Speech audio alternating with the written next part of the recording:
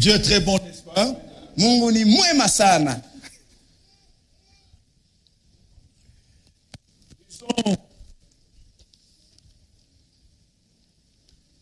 Jacques chapitre 1er, Yakobo sura yake ya kwanza, versets 16 à 18. kwanza mstari 16 mpaka 18. Ne vous y trompez pas, mes frères bien-aimés. Toute grâce excellente et tout don parfait descendent d'en haut, du Père des Lumières, chez lequel il n'y a ni changement, ni ombre de variation. Il nous a engendrés selon sa volonté, par la parole de vérité, afin que nous soyons en quelque sorte les prémices de ses créatures. Je reprends le verset 18. Il nous a engendrés selon sa volonté, alituzaa kufuatana na mapenzi yake, par la parole de vérité, kupitia neno la ukweli, afin que nous soyons en quelque sorte ili tuwe kama les prémices de ses créatures. malimbuko ya viumbe vyake. Il nous a engendrés Alituzaa selon sa volonté. kufuatana na mapenzi yake. C'est ce que Jacques nous dit, Ndio ile Yakobo anatuambia, parlant de Dieu. akizungumzia Mungu. Il nous a engendrés Yeye alituzaa selon sa volonté. kufuatana na mapenzi yake. Bien-aimés frères et sœurs, Wapendwa ndugu na dada, je voudrais que chacun ilipendelea kila mmoja comprenne la profondeur de cela. aelewe uketo wa hii. Si aujourd'hui Kama leo nous sommes enfants de Dieu, tuko watoto wa Mungu, ce n'est pas par notre volonté. si kwa mapenzi yetu. Si nous sommes enfants de Dieu,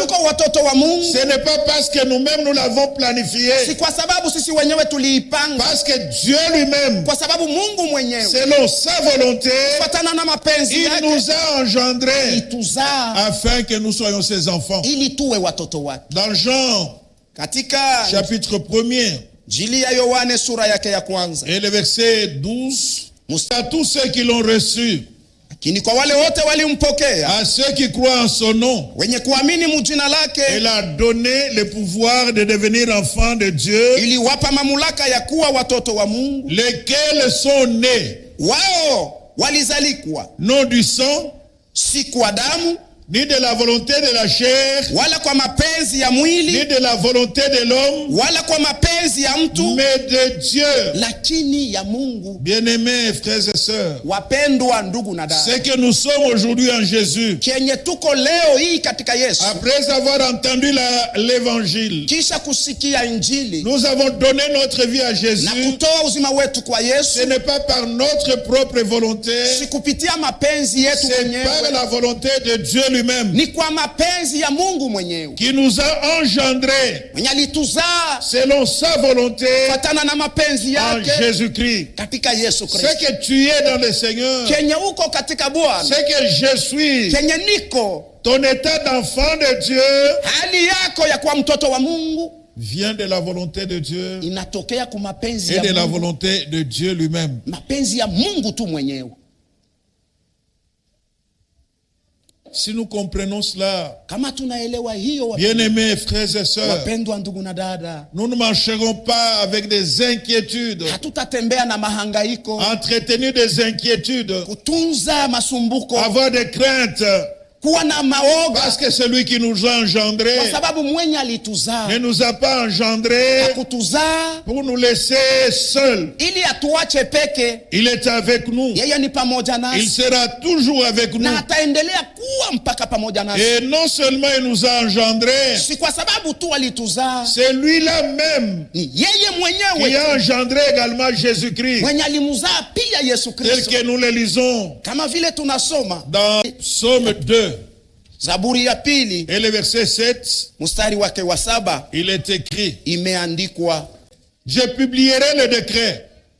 nitahubiri amri. L'Éternel m'a dit, Bwana aliniambia, tu es mon fils, wewe ni mwana je t'ai wangu, engendré aujourd'hui. leo nimekuzaa. C'est vraiment prophétique. Hii ni ya unabii Ce que nous venons de lire, yenye tunatoka kusoma. cela concerne Jésus. Ile inamuelekea Et Yesu. je publierai le décret. Anasema nitatangaza. L'Éternel m'a dit, Bwana tu aliniambia, es mon fils, wewe ni mwana je wangu, t'ai engendré aujourd'hui. nilikuzaa leo. Donc, bien-aimé, Kumbe wapendwa, Dieu a d'abord engendré Jésus, Mungu alimzaa kwanza Yesu, qui est le premier-né. aliyekuwa mzaliwa wa kwanza. Celui qui a été engendré le Ni premier. yeye alizaliwa wa kwanza, Et au travers de Jésus, na kupitia Yesu qui est le premier-né aliyekuwa mzaliwa wa kwanza parmi les enfants de Dieu, katikati ya watoto wa Mungu, nous avons été également engendrés. na sisi pia tulizaliwa. Il fallait que Jésus vienne, Ilibidi Yesu akuje, que Jésus soit le premier-né. Yesu awe mzaliwa wa kwanza, Et lorsqu'il est le premier-né, na kwa sababu yeye ni mzaliwa au wa travers kwanza, de lui, kupitia yeye nous également, na sisi pia nous avons été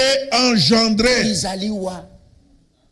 Oui, bien-aimés frères et sœurs, Ndiyo wapendwa, ndugu na dada, comprenons ces choses. tuelewe maneno haya, Ça va nous aider itatusaidia à marcher comme il se doit. kutembea kama inavyofaa. Jésus, Yesu le premier-né, mzaliwa wa il kwanza, a été engendré le yeye premier alizaliwa wa kwanza pour qu'il soit le premier-né ili awe mzaliwa wa kwanza parmi ses frères, katikati ya ndugu zake, parmi les enfants de Dieu. katikati ya watoto wa Et au Mungu. travers de Na Jésus, kupitia Yesu nous qui avons cru en lui, sisi waliomwamini, Dieu nous a également Mungu engendrés. pia alituzaa. Et qu'est-ce que cela implique? Na hiyo matokeo yayo ni nini?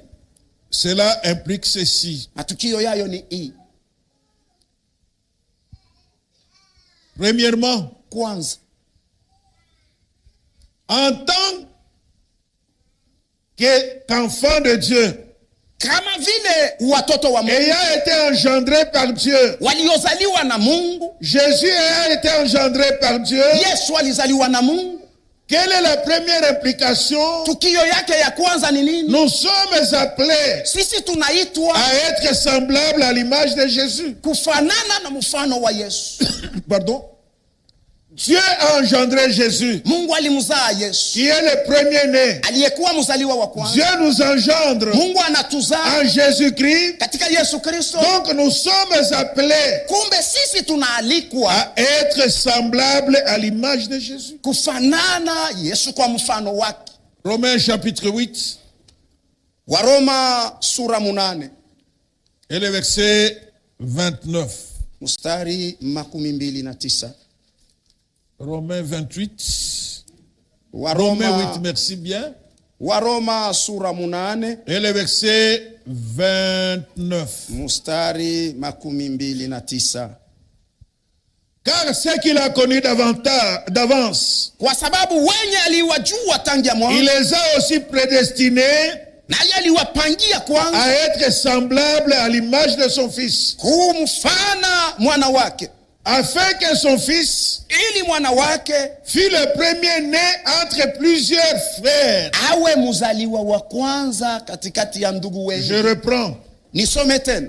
Car ce qu'il a connu d'avance, Kwa sababu wenye alitangulia il les kuwajua, a aussi prédestinés naye pia aliwapangia à être semblables à l'image de son Fils, kufanana kwa mfano wa mwana wake, afin que son Fils ili mwana wake fût le premier-né entre plusieurs awe frères. mzaliwa wa kwanza katika ndugu. Dieu engendre d'abord Jésus. Mungu anamzaa kwanza Yesu, Et après avoir engendré kisha Jésus, kumzaa Yesu, là c'est sur le plan spirituel, na hiyo ni ya kwa hatua ya il kiroho. nous a également engendrés, Anatuzaa pia afin que Jésus ili Yesu fût le premier-né awe mzaliwa wa kwanza entre plusieurs frères. katikati ya ndugu wengi. Par conséquent, Na tukio yake nous sommes appelés sisi tunaalikwa à être semblables à l'image de Jésus. kumfanana kwa mfano wa Yesu. La question Ulizo que nous pouvons nous poser est celle de savoir, yenye tunapasha kujiuliza ni kujua, nous qui nous appelons de Dieu, sisi wanajiita kuwa wa Mungu, nous qui nous considérons être nés de Dieu, sisi wenye kujihesabiwa ya kama donc tunazaliwa Dieu na qui Mungu. nous a engendrés Mungu mwenye alituzaa par la nouvelle naissance, kupitia uzao mpya, quand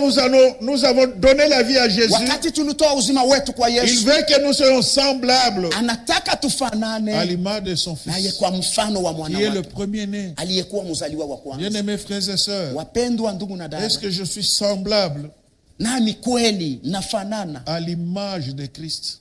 nafanana na Kristo? Parce que Jésus-Christ venant dans le monde, Kwa sababu Yesu Kristo hakuja c'est mulimwengu. Dieu qui s'est incarné. Ni Mungu mwenyewe alikaa. Emmanuel, Dieu parmi nous. Emanueli maana yake Mungu. La manière de vivre de Jésus, Namuna ya kuishi ya Yesu c'est la manière de vivre de Dieu. ni namuna ya kuishi ya Mungu. Donc nous voyons Kumbe tunaona la manière de vivre de Dieu namuna ya kuishi au kwa travers Mungu dont Jésus-Christ lui-même a vécu. kupitia namuna Yesu mwenyewe Parce aliishi. que Jésus est le Dieu véritable. Kwa sababu Yesu ndiye Mungu mzima. Moi qui me déclare, Mimi mwenye moi kujitangaza, qui me réclame, mimi mwenye être kujitangaza, engendré de Dieu kuzaliwa na ou Mungu engendré par Dieu, au kuzaliwa tokea Mungu. est-ce que je suis semblable Na kweli kweli à nafanana l'image de Jésus? na mfano wa Yesu. Est-ce que les qualités de Jésus Na hali ya Yesu sont vraiment dans ma vie? iko kweli kweli maisha Est-ce yangu. que l'amour est dans ma vie? Upendo uko maisha La yangu. fidélité est-elle dans ma vie? Uaminifu uko maisha La yangu. patience est-elle dans ma vie? Uvumilivu uko maisha yangu. La douceur est-elle dans ma vie? Upole uko maisha yangu. La maîtrise de soi est-elle dans ma vie? Kiasi kiko maisha La yangu. bienveillance est-elle dans ma vie? Ule kuwashughulikia wengine kuko maisha Est-ce yangu. que je suis semblable à l'image de Na Jésus? kweli mimi nafanana na Est-ce mfano que wa la Yesu. puissance de Dieu est dans ma vie? Na uwezo wa Mungu uko maisha Est-ce yangu. que la sainteté Utakatifu est vraiment mon caractère? ndio hali yangu. Parce que Jésus, Kwa sababu Yesu pendant qu'il était sur la terre, wakati alikuwa duniani dans la chair, katika il mwili a marché dans la sainteté, alitembea katika il a utakatifu, marché dans l'amour, alitembea katika il a marché upendo, dans la fidélité, alitembea katika il uaminifu, a marché dans la joie, alitembea katika il a furaha, marché dans la douceur, alitembea katika il upole, a marché dans la bienveillance, alitembea katika kuwashughulikia il a wengine, marché dans la fidélité, alitembea katika uaminifu, il a marché dans la patience, alitembea katika il a uvumilivu, marché dans la maîtrise de soi. alitembea katika Est-ce que kiasi. ces qualités Na mahali haya sont yote dans ma vie? iko maisha yangu. La première implication, Tukio ya kwanza, être semblable kufanana à l'image de kwa Jésus-Christ, mfano wa Yesu Kristo qui est le premier-né aliyekuwa mzaliwa wa kwanza entre plusieurs frères. katikati ya ndugu wengi. Dieu a voulu qu'il soit le premier-né Mungu alitaka yeye awe mzaliwa afin wa qu'il kwanza montre l'exemple. ili apate kuonyesha mfano. Souvent, même dans les familles, Kila mara hata katika majamaa, l'aîné doit être un modèle. mzaliwa wa kwanza anapaswa kuwa L'aîné mfano. doit être un exemple. Mzaliwa wa kwanza anapaswa kuwa De mfano manière à ce que ceux qui viennent après ili lui wale watakuja kisha ou qui yeye viennent après elle au wale watakuja kisha yeye puissent kama ni marcher mwanamke comme l'aîné. wapate kutembea Si kama l'aîné mzaliwa. est un voleur, Kama mzaliwa wa kwanza ni ceux qui mwizi, viendront seront des voleurs. maana yake wafuatao watakuwa Si wezi. l'aîné est un menteur, Kama mzaliwa wa kwanza ni ceux qui muongo, viendront vont copier les modèles maana yake wafuatao wataiga de ile mfano l'aîné. wa mzaliwa wa N'est-ce pas kwanza. qu'il y a même un adage qui dit, Na siku nakuwa na mfano wengine nasema, quand un passe devant, wakati mmoja anapita mbele, la rosée maana yake umande sèche, unakauka, il fraye le chemin. yeye anakata Jésus, njia. en tant que le premier-né, Yesu kama vile mzaliwa wa nous a kwanza montré comment nous devons être. alituonyesha jinsi gani tunapaswa kuwa Est-ce que ma vie nayo. Maisha yangu est semblable à l'image de Jésus? inafanana na mfano wake Yesu Dans mes relations avec les frères et sœurs, katika uhusiano wangu na ndugu na dada. est-ce que ces relations Ile mahusiano sont semblables à l'image de Jésus? inafanana na mfano wake Nous Yesu. avons été engendrés par Dieu. Sisi tulizaliwa na Mungu Et le premier qui a été engendré, na c'est Jésus, mzaliwa wa kwanza alizaliwa ni qui Yesu est venu nous montrer le modèle, mwenye alikuja la manière de kutupatia marcher namuna ya en kutembea tant qu'enfant de Dieu. kama vile mtoto wa Mungu. Et les premiers disciples Na wanafunzi wa ont kwanza copié le modèle waliiga de ce mfano premier-né Jésus. wa ule mzaliwa wa kwanza Yesu. C'est la première implication. Hiyo ndiyo tukio ya kwanza. Ajoutons Colossiens, Tuongeze Wakolosai chapitre 1er, sura yake ya kwanza versets mstari 18 18 et 19. na 19 pia.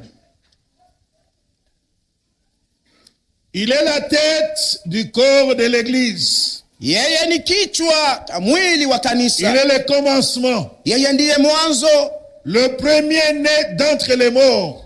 mzaliwa wa kwanza tokea wafu. Non, le premier-né d'entre les morts, Mzaliwa wa kwanza tokea wafu afin d'être en tout le premier. ili awe katika yote wa Car kwanza. Dieu a voulu que toute plénitude habitant en lui. Kwa sababu Mungu alitaka utele wote ukale Jésus ndani. est le premier en tout. Yesu Kristo ndiye wa kwanza Il katika nous a yote. donné Na alitupa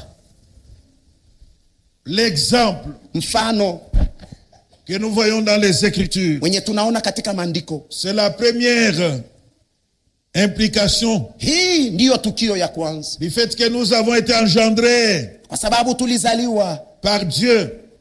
na Mungu. La deuxième implication Na tukio ya pili, du fait que Dieu nous a engendrés, kwa sababu Mungu alituzaa, nous sommes héritiers de Dieu sisi ni wariti wa et Mungu co-héritiers avec Christ. na wariti pamoja na Kristo. Héritiers de Dieu Wariti wake Mungu et co-héritiers na wariti avec le premier-né. pamoja na mzaliwa Qui est wa kwanza Jésus-Christ. aliyekuwa Yesu Kristo. Quelle promesse merveilleuse. Ahadi gani ya ajabu!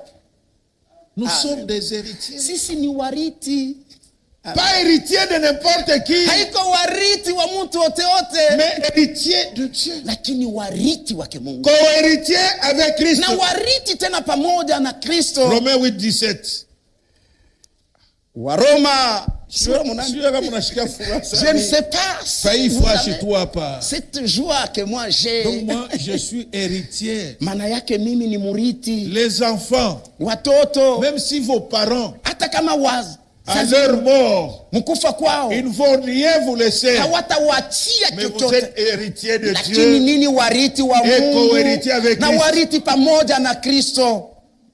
Amen. Romains chapitre 8 Waroma sura munane et le verset 17. mstari 17. Donc là, je suis héritier de Dieu. Kumbe hapa mimi ni muriti wa Mungu, Je suis co-héritier avec Christ. tena muriti pamoja na Kristo. Même celui qui est au village, Hata mwenye kuwa kukijiji, qui dort dans une maison en chaume, mwenye kulala nyumba ya nyashi, il est héritier avec Dieu. naye pia ni muriti. Celui qui a donné sa vie à Christ, Mwenye wote tu alitoa, il est héritier avec Dieu. ni muriti pamoja na. Même celui qui marche pieds nus, Hata mwenye kutembea Il est miguu héritier wazi, avec naye Dieu. pia ni muriti. co-héritier avec Jésus. Muriti pamoja na Kristo. C'est ce qui fait que Ndio ile inafanya quand nous serons de l'autre côté, wakati tutakuwa kule ng'ambo, nous mangerons tutakula à la même table kumeza avec moja le roi des rois, na mfalme wa avec celui qui wafalme nous a na yule engendrés. mwenye Même alituzaa. si sur cette terre, Hata kama hapa tu n'as duniani pas eu l'occasion de manger avec les grands, hatukupata na muda Mais wala tu bahati ya kula na mangeras wakubwa, lakini kule avec les grands des grands, utakula na mkubwa les wa rois des wakubwa, rois, mfalme wa le Seigneur des wafalme, seigneurs, Bwana wa celui qui t'a mabwana, engendré. mwenye alikuzaa. Amen. Hey!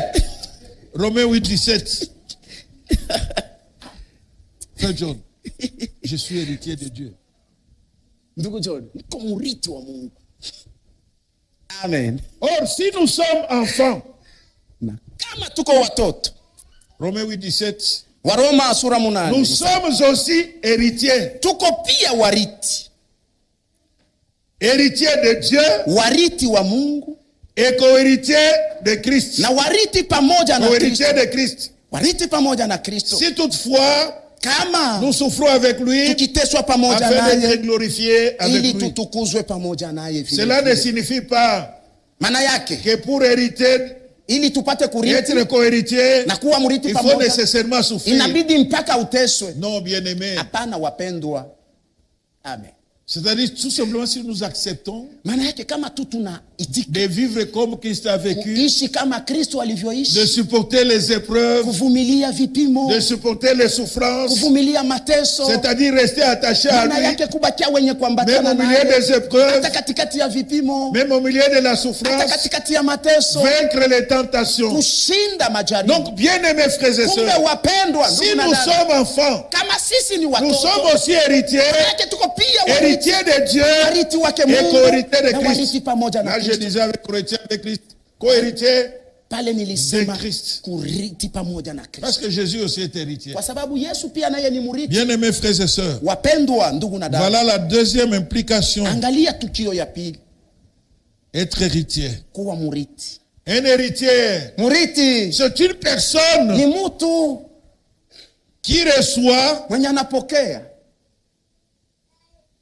c'est une personne qui peut recevoir mtu anawezi kupokea ou qui reçoit des biens en héritage. au anapokea mali kama urithi, Il reçoit anapokea ou qui est appelé à recevoir. Mwenye analikwa kurithi. Ça c'est par rapport Ile ni kufatana aux richesses de ce monde. na mali ya dunia. C'est par rapport Ni kufatana au bien de la terre na mali ya que dunia. les hommes peuvent léguer Yenye watu wanaweza kuachia à mwingine leurs enfants. kwa watoto wao. Et souvent après leur mort. Na kila mara kisha kufa Mais kwao. notre Dieu, Lakini Mungu wetu, notre Père, Baba yetu, il nous fait héritier. yeye anatufanya Ce n'est pas warithi. parce qu'il va Si mourir, kwa sababu yeye parce atakufa. qu'il est vivant au siècle Kwa des sababu siècles. yeye ni mzima milele na Autrement milele. dit, Maana tout ce yake qui appartient à notre yote Père, yenye kuwa ya baba cela yetu nous appartient. ile ni yetu sisi. Tout ce qui appartient à Dieu Yote iliyokuwa ya Mungu appartient à Jésus. ni ya Yesu. Ce qui lui appartient, Na yenye ilikuwa ça ya nous appartient. ni yetu pia. Un co-héritier. Murithi Les pamoja. co-héritiers, on dit que c'est l'ensemble Warithi pamoja ni ule des watu wote. personnes qui partagent la succession d'une personne Wote décédée. wanagawanya urithi wa mtu mwenye Les kufa. co-héritiers. Wale warithi pamoja. L'ensemble des personnes Wingi wa watu qui partagent wenye la wanagawanya succession d'une urithi personne wa décédée. mtu mwenye anakufa. Donc, bien aimés, Maana yake nous ne wapenzi, sommes pas dans la catégorie sisi hatuna muhali de ceux qui héritent ya wale wanarithi après la mort de quelqu'un. kisha kufa kwa mtu, Mais nous héritons lakini sisi tunarithi de Dieu qui est vivant. ya Mungu aliyekuwa mzima. Donc, ce qui appartient à Dieu Maana yake yote iliyokuwa ya Mungu appartient. ni yangu. Qu'est-ce qui appartient à Dieu? Ni nini iliyokuwa ya Mungu? La joie, Furaha, la paix, salama, la sécurité, ukingo, la bonne santé, afya njema, les richesses, mali, l'amour, upendo, la vie éternelle. uzima wa milele, Tout ça m'appartient. yote ni yangu. Amen. Alléluia. Gloire au Seigneur. Amen. Qu'est-ce qui appartient à Dieu? Ni nini iliyokuwa ya La Mungu? puissance. Uwezo. Si la puissance appartient à Kama Dieu, uwezo ni wake elle Mungu, m'appartient. ni wangu pia. Et si j'ai cette puissance Na kama niko na ule qui uwezo vient de Dieu, ya kutokea qui kwake Mungu, peut, qu'est-ce qui peut me résister? ni nini nawezi kushikamana na mimi? Notre Dieu, Mungu wetu il est le Dieu tout-puissant. ni Mungu wa uwezo Donc wote. j'hérite de mon Dieu. Kumbe pia nami nariti La tokea Mungu puissance. wangu uwezo. Notre Dieu, Mungu wetu il est saint. ni mtakatifu. J'hérite de notre Nami Dieu nariti tokea la Mungu wangu sainteté. mtakatifu. Notre Dieu, Mungu il wetu est la source de joie. ndiyo chemuchemu ya J'hérite furaha. de lui Na mimi nariti la tokea wake joie. furaha. Notre Dieu, Mungu wetu il est amour. ni upendo. J'hérite de Na mimi lui nariti tokea ule l'amour. Mungu upendo. Si tu es enfant de Dieu, Kama wewe ni mtoto wa Dieu Mungu, t'a engendré. Mungu alikuzaa. Et que Dieu est amour. Na Mungu ni upendo. Bien-aimé, Mpendwa, parler de l'amour, kusemezea upendo ce n'est pas un problème. haiko neno. Bien-aimés frères et sœurs, Wapendwa ndugu na si dada, réellement kama kweli Dieu kweli nous a engendrés, Mungu alituzaa, nous sommes ses enfants, sisi ni watoto wake, à l'image de Jésus, kwa mfano wa Yesu, on ne perdra pas le temps à prier pour l'amour. hatutapoteza muda kuombea upendo. Quand on commence à prier pour l'amour, Kama tunaanza kuombea c'est qu'il y a upendo, un problème. maana yake kuko Quel neno. est le problème? Neno ni nini? C'est que les gens Maana yake ne sont watu plus attachés à Dieu. hawambatane tena na Mungu. C'est que les gens ne sont pas. Maana yake C'est watu lui qui est hawambatane. né de Dieu. Mwenye C'est kuzaliwa lui na qui est Mungu, engendré par Dieu. mwenye kuzaliwa na Mungu. Furahi na kitu ya kumkankamisha. La joie c'est pas quelque chose qu'on Donc, va te tu forcer. kako- Donc, bien Non! aimé, souriez Ça un peu, ira rien de fait. soi. Itatoka tu yo yenyewe. Parce que c'est lui qui nous a Kwa sababu engendrés. ule alituzaa. Il est la source de joie. Ndiyo chemuchemu ya furaha. Furahi na kitu ya kukazisha. C'est pas quelque chose qu'on doit te forcer. Unachunga ufurahi mpaka wanakuita kufeti ya mariage. Toi, tu attends seulement qu'on t'invite à une fête de mariage. Non, bien-aimé. Hapana mpendwa. La joie du Seigneur. Furaha ya n'importe Bwana quel moment. mu wakati Parce que wote. celui qui nous a Kwa sababu mwenye engendrés, kutuzaa c'est lui qui donne la joie. ni yeye analeta furaha. Il m'arrive de danser seul même à la maison. Inanifikia hata kucheza mimi Niko peke tu na yangu. furaha tu niona cheza Je tu. suis vraiment dans la joie et je danse un peu. Bananionaga bota. Il me voit, elle me voit.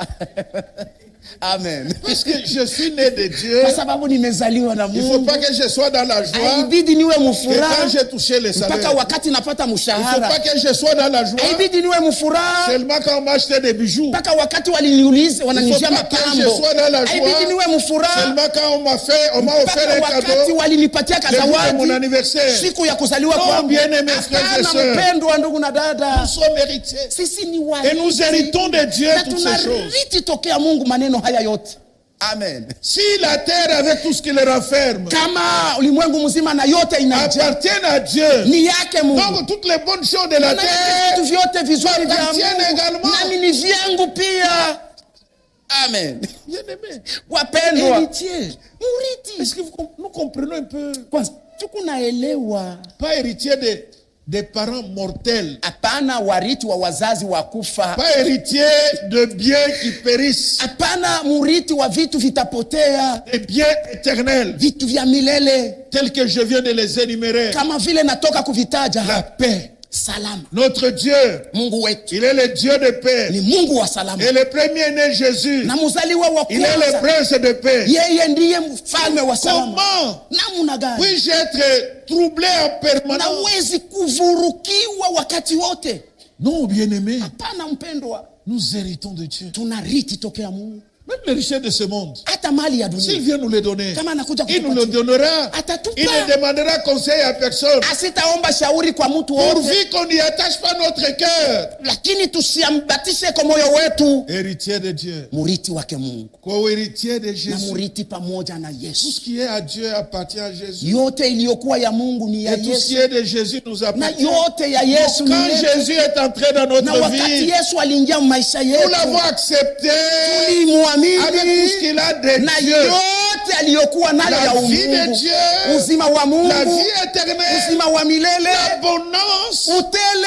C'est pourquoi ndio maana ce n'est pas normal haielewike quelqu'un qui est engendré par Dieu, mtu mwenye kuzaliwa na Mungu, qu'il soit en conflit avec les autres. hawe tu mavita na wengine. Dieu n'a jamais été en conflit avec Jésus. Mungu asikalake mavita na Yesu. Depuis quand vous avez appris que ni siku kani ulisikia le père et son fils ya kama baba na mwana wake ont eu des conflits, walikuwa mabishano, où Jésus a eu des conflits avec le Saint-Esprit? au Yesu alikuwa mabishano na Roho Mtakatifu? Non. Hata mara moja. Bien-aimés frères et sœurs, wapendwa ndugu na dada, nous sommes tous héritiers. Sisi wote tuko warithi. Et Dieu a voulu que Jésus soit la tête du corps. Naye Mungu alitaka Yesu awe et qu'il soit le premier en tout. Nawe wa kwanza katika yote. Ça c'est la deuxième implication. Hiyo ndiyo tukio ya pili. Nous sommes héritiers. Sisi ni warithi. Marche avec fierté, bien-aimé. Amen. Tu vas hériter le ciel. Utarithi mbingu. Les gens sont contents. Watu wanafurahi d'acheter des maisons, kuuza manyumba, des palais, kuuza ile manyumba mkubwa dans le monde entier, katika ulimwengu mzima, peut-être dans lesquels nous vivrons jamais. Saa zingine hawatawezi hata kuishi mara moja. Mais il y a un grand héritage aussi qui nous attend. Kuna urithi mkubwa unatungojea. Si nous gardons la vie éternelle, tutalinda uzima wa milele. C'est le ciel. Ni mbingu. Amen. Le ciel. Mbingu. Alléluia. Une nouvelle demeure. Makao mapya. Dont Dieu seul est architecte. Yenye Mungu peke yake ndiye mjengaji. N'est-ce pas que nous passons en vantant d'autres maisons? On dit non, ça c'est un bijou. Lakini hii ni mzuri sana. Mais il est. Yeah. Là, Dieu seul Mungu peke est architecte. Ndiye mjengaji. Nous attendons une cité. Tunangojea mji dont Dieu mwenye Mungu seul est l'architecte. Peke ndiye mjengaji. Voilà aussi ce que nous allons hériter. Angalia nyingine tutariti. Un endroit extraordinaire. Mahali ya mastajabu. Un endroit où il n'y a pas de tracasserie. Mahali mwenye mutakuwa kusumbufu. Un endroit où il n'y a pas de voleurs. Mahali mwenye mtakuwa wezi. Un endroit où il n'y aura pas de problème de prix qui augmente. Mahali mwenye mtakuwa mabei inaongezeka. Un endroit où il n'y a pas des maladies. Mahali mwenye mtakuwa magonjwa. Un endroit où il n'y aura pas de soleil. Mahali mwenye mtakuwa jua. Mais c'est Dieu seul. Ni Mungu peke yake va éclairer cet endroit. Atangazia mahali hapo. Voilà encore ce que nous allons hériter. Angalieni tena nyingine tutariti. Et quand on décrit cette cité, na wakati wanafasiria kuelekea mji huu, parfait avec des pierres précieuses. Anasema na mawe ya dhamani. Ya bei.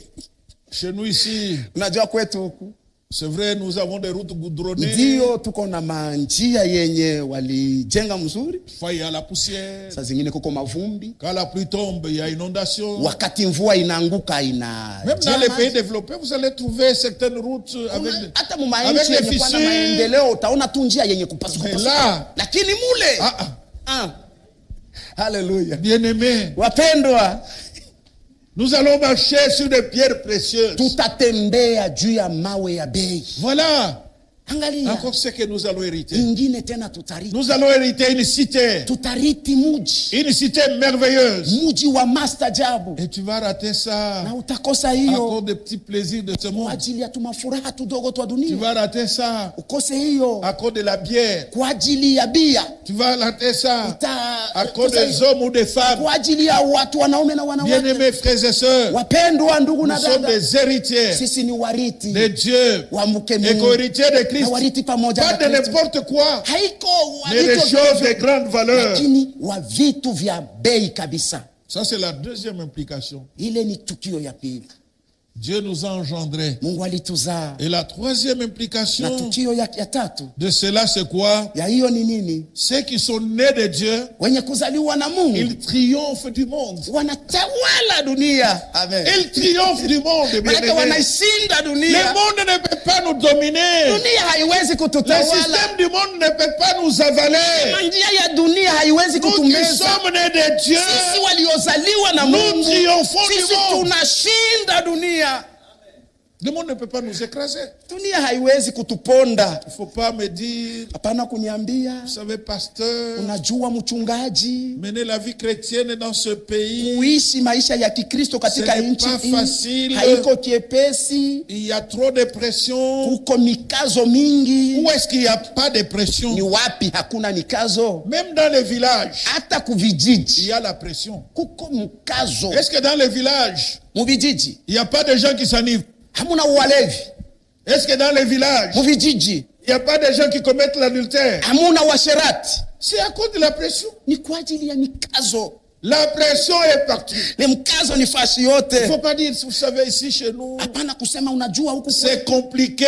kigumu. Ce n'est pas compliqué. Haiko kigumu. Celui qui est né de Dieu, Yule mwenye kuzaliwa na Mungu il triomphe du monde. anashinda dunia. Nous n'avons pas de choix. Sisi hatuna Parce na que lolote Jésus-Christ lui-même, kwa sababu Yesu Kristo le mwenyewe premier-né, mzaliwa wa kwanza d'entre plusieurs frères, katikati ya ndugu wengi, le premier-né, mzaliwa wa il a kwanza triomphé du monde. alishinda dunia. Jésus-Christ Yesu Kristo était aussi un homme. alikuwa mutu, Et la parole de Dieu dit, nayo neno la Mungu il linasema a été tenté à toutes choses, yeye alijaribiwa na katika maneno yote, mais sans commettre le lakini péché. bila kutenda dhambi. Jésus a subi la même pression Yesu pia alikazishwa dans la chair, katika mais mwili, il a triomphé du lakini monde. alishinda dunia.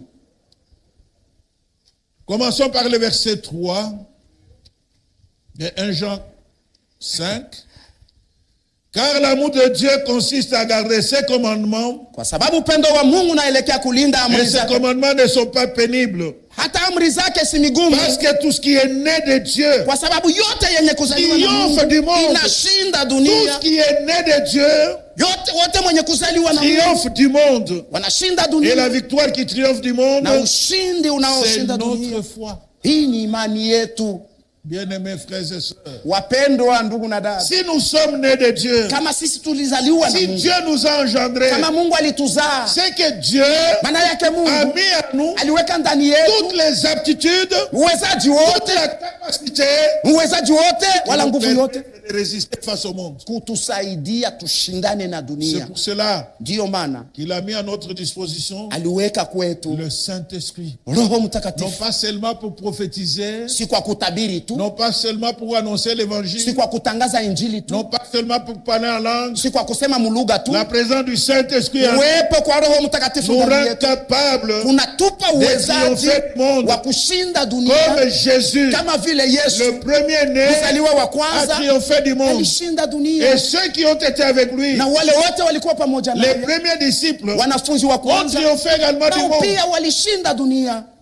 C'est la troisième implication. Hiyo ndiyo tukio ya tatu. Quand on est né de Dieu, Wakati tuko Quand wenye on est kuzaliwa na Mungu, engendré de Dieu, wakati tulizaliwa na on est Mungu, engendré par Dieu, tunazaliwa na on ne Mungu, peut que triompher du monde. tunapashwa mpaka kushinda dunia. Bien-aimés, Wapendwa, le même esprit, ule roho moja par la moja, même puissance qu'il nous donne, kupitia uweza moja moja de tenir anatupatia, bon. wa Quand nous kushikamana. sommes à Lubumbashi, Kama tuko il kulubumbashi, nous donnera également de tenir bon. atatupa pia Quand nous kusimama serons à imara Kinshasa, wakati tutakuwa quand nous Kinshasa, serons dans une ville wakati des États-Unis, tutakuwa mumuji c'est le fulani wa même Amerika. esprit. Ni ule La roho moja puissance moja, de Dieu uweza wa Mungu ne varie pas en fonction des milieux. haubadilike kufuatana na mafasi. Quand vous êtes dans tel milieu, Kama uko mfasi fulani, ça diminue un peu. inapunguka kwanza. Non, elle est la même.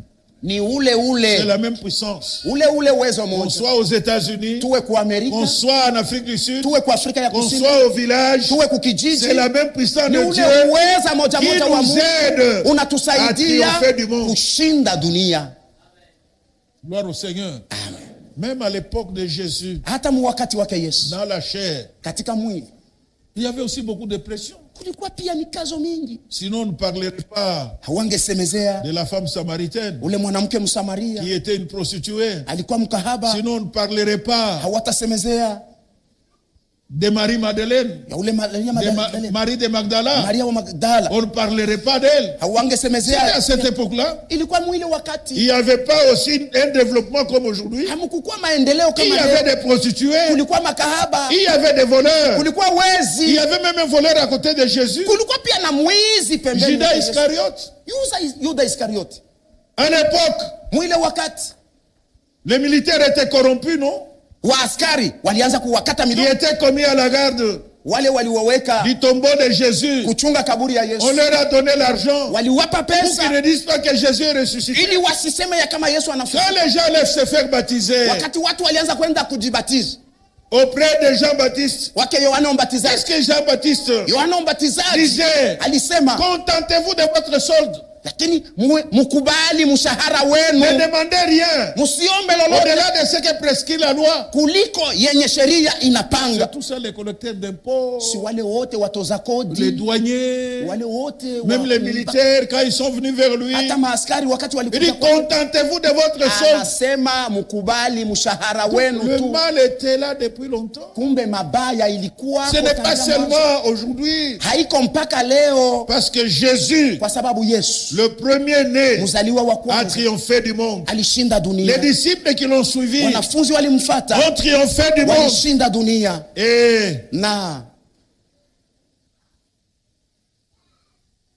Et la victoire na ushindi qui triomphe du monde, mwenye unashinda c'est dunia notre foi. ni imani yetu. Ayons la foi, Tuwe na imani, non seulement pour recevoir quelque chose de si Dieu, kwa kupokea tu kitu la fulani foi kutoka qui nous Mungu, permet imani ya de kuturuhusu triompher du monde. kushinda dunia. Que le monde ne nous entraîne pas. Dunia isituvute, Les petits plaisirs, tule tumapendezi tudogo tudogo les tu, petits plaisirs passagers tule tumapendezi twa ne kupita doivent pas nous vaincre. hatuwezi kutushinda. Quatrième implication, Tukio ya ine, celui qui nous a engendrés yule alituzaa ne peut pas nous abandonner. hawezi kamwe kutuacha. Bien-aimés frères et sœurs, Wapendwa ndugu na dada, celui qui nous a engendrés, yule alituzaa il ne peut pas nous abandonner. hawezi kutuacha. Hébreux chapitre 13. Waebrania sura 13, Une promesse excellente. ahadi ya ajabu. Versets 5 et 6. Shairi ya 5 na ya 6. Amen. Celui qui nous a engendrés, Yule alituzaa il ne peut pas nous hawezi abandonner. kamwe kutuacha. Non, Hapana, il n'est pas comme nous les parents irresponsables. hana kama sisi wazazi Vous wasiokuwa. engendrez les enfants, Mnawazaa watoto, vous êtes incapable de les prendre en charge, hauwezi kuwashughulikia, vous les laissez se débrouiller. unawaacha wao wenyewe Notre wajihangaike. Dieu n'est pas comme ça. Mungu wetu haiko vile. Hébreux chapitre 13, Waebrania sura 13 versets 5 et 6. mstari wa 5 na mstari wa 6. Ne vous livrez pas à l'amour de l'argent. Usijitoe ku upendo wa pesa, Contentez-vous de ce que vous avez. uwe razi na yenye mko nayo, Car Dieu lui-même a dit, kwa kuwa Mungu mwenyewe je ne alisema, te délaisserai point. sitakupungukiwa Et je ne t'abandonnerai na point. sitakuacha hata C'est kidogo. donc avec assurance que nous pouvons dire, Kumbe na uhakika wote tunaweza le kusema, Seigneur est mon aide. Bwana ni msaada Je ne wangu, craindrai rien. sitaogopa Que kitu. peut me faire un homme? Mtu atanifanya Ne nini? vous livrez pas à l'amour de l'argent. Msijitoe Toe kupendo wa fedha. Contentez-vous de ce que vous avez. Lakini mfurahie yenye mko Car nayo. Dieu lui-même a dit, Kwa sababu Mungu mwenyewe je ne alisema, te délaisserai point, je sitakuachilia ne t'abandonnerai point. wala C'est sitakuacha. donc avec assurance que nous pouvons dire, Kumbe nina uhakika tunasema, le Seigneur est mon aide, Bwana ni msaada je ne wangu. craindrai rien. Sitaogopa kitu. Que peut me faire un homme? Mtu atanifanya nini? Jamais.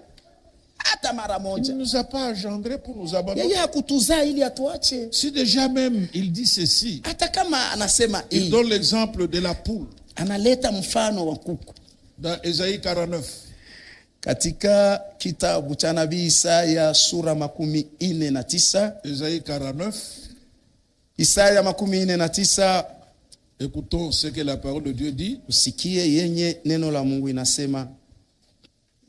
Non, pas une poule, une femme. Mwanamke. Amen.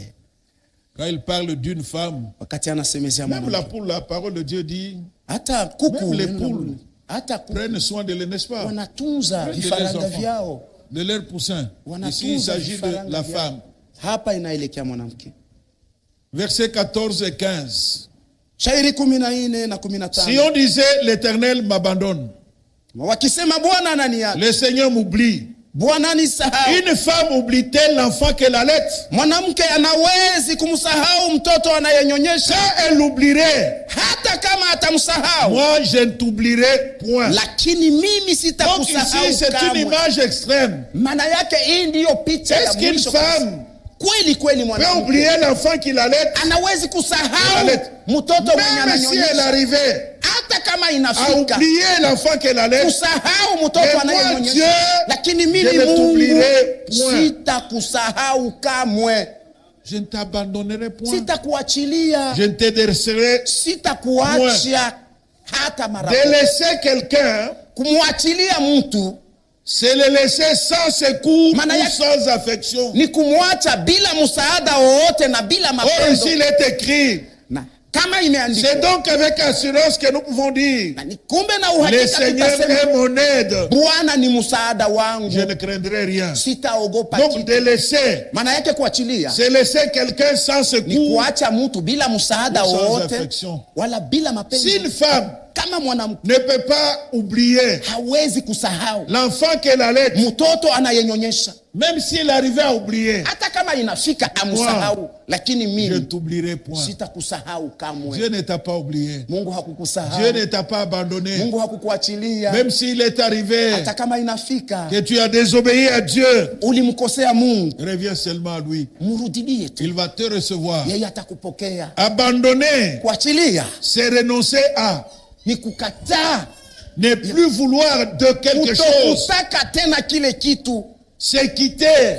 Maana yake C'est kutoka, définitivement. kuacha hadi mwisho. Dieu ne se comporte pas comme ça. Mungu yeye Voyez asijiongoze même hivyo. dans l'histoire d'Israël. Hata katika hadithi ya Plus Israeli, d'une fois, Israël a abandonné Dieu. mara mingi Israeli alimwacha Et Mungu, chaque fois qu'Israël est revenu na à Dieu, kila mara Israeli Dieu alimrudilia a Mungu. accueilli Mungu Israël alimpokea à cause de Israeli l'alliance qu'il kwa avait ajili faite. ya agano Dieu alifanya. a fait l'alliance avec Mungu nous. alifanya agano Et le signe de l'alliance, na alama ya c'est agano le Saint-Esprit qui a mis en ni nous. Roho Mtakatifu C'est le aliyeweka signe de ndani. l'alliance avec notre Ndio Dieu. alama ya À agano la ce Mungu titre, wetu. bien-aimé, Na kwa ajili ya Dieu hiyo ne peut pas nous Mungu abandonner. hawezi S'il nous kutuachilia. a engendrés, Kama alituzaa, il a toutes les capacités yeye ana mauwezaji de nous yote prendre en- ya kutushughulikia. Oui, bien-aimé, c'est ce que nous devons comprendre. Ndiyo wapendwa, ndiyo ile tunapaswa kuelewa.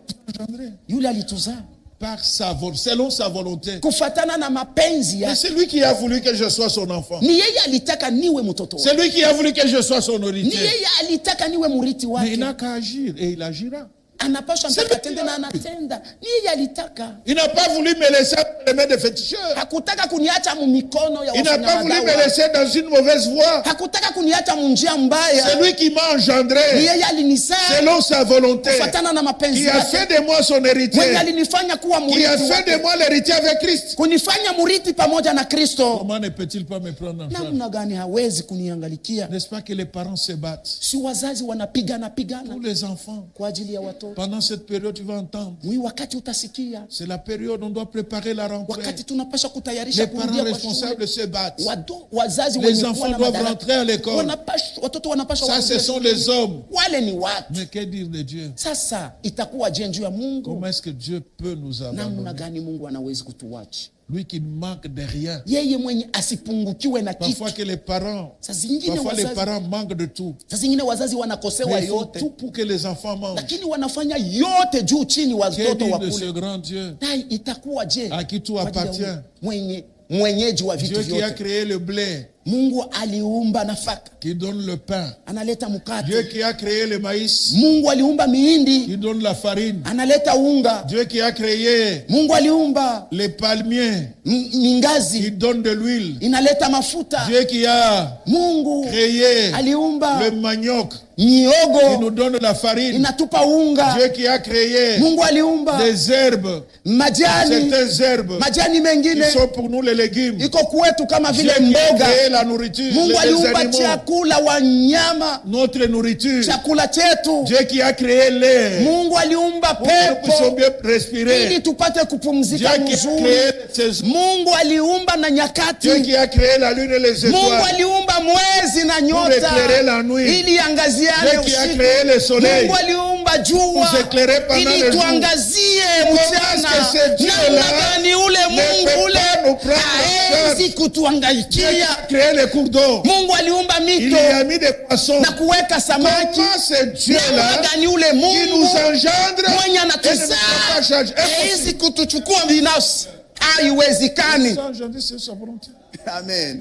Pourquoi les parents se battent pour des enfants? Kwa nini wazazi wanapigana kwa ajili Ce ya ne sont watoto pas wao? les enfants qui leur ont demandé de venir au monde. Haiko watoto waliwaomba wapate kuwazaa, C'est par leur volonté ni kupitia mapenzi que yao, les enfants sont venus au na monde. watoto wanazaliwa Ils n'ont pas de choix. hawana na Ils n'ont lolote la qu'à les kufanya, prendre en charge. wanapaswa Et mpaka Dieu, kuhangaika naye. Il m'a Mungu engendré mwenye alikuzaa le choix. hana Il tena ne na peut lolote que la me prendre en kufanya charge. mpaka tu kunihangaiki. Tout ce qu'il me demande, Yote ananiomba c'est de me comporter comme son ni enfant, kujiongoza kama mtoto wake, l'enfant de la maison. mtoto wa nyumba. Pas comme n'importe quel enfant. Haiko kama C'est mtoto tout ce qu'il me ovyo demande. ovyo. Juu yote ananiomba Le respecter, kumuheshimu, l'honorer, kumuheshimu, le craindre, kumuogopa, marcher comme il veut. kutembea kama C'est tout ce qu'il anavyotaka. me demande. Ndio mpaka kile Et tout ce ananiomba, que j'entreprendrai, na yote il y nitaanza, mettra sa main, ataweka mkono ça va wake, prospérer, et je saurai itasitawi vivre sur cette na terre. nitajua kuishi En hapa attendant, duniani vivre nikingojea l'éternité avec kuishi lui. milele Est-ce que pamoja nous pouvons naye. l'acclamer? Tunaweza kumshangilia.